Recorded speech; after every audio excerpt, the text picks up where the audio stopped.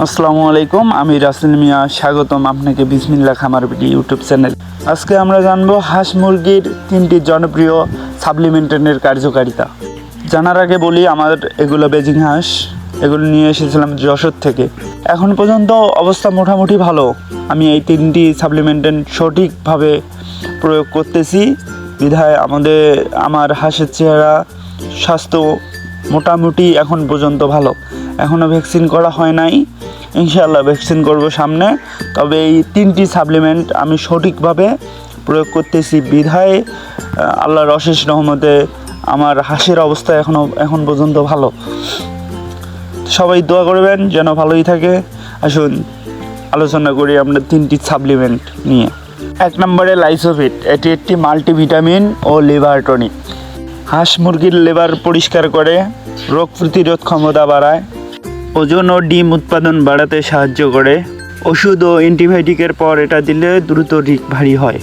Dose 1 litre পানিতে 1 মিলি, সপ্তাহে 2 থেকে 3 দিন অথবা প্রতিদিন। 2 নম্বরে গ্লুকোলাইট ভিট। এটি মূলত শক্তিদায়ক ও ইলেকট্রোলাইট সাপ্লিমেন্ট। গরমে হাঁস মুরগির পানি শূন্যতা রোধ করে, শরীর ঠান্ডা রাখে, মানসিক চাপ কমায়। ডিহাইড্রেশন।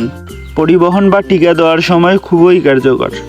ডোজ 1 লিটার পানিতে 5 গ্রাম, দিনে 1 থেকে 2 বার, বিশেষ করে গরমে। 3 নম্বরে ফাস্ট ভিটা। এটি দ্রুত কাজ করার মাল্টিভিটামিন সাপ্লিমেন্ট।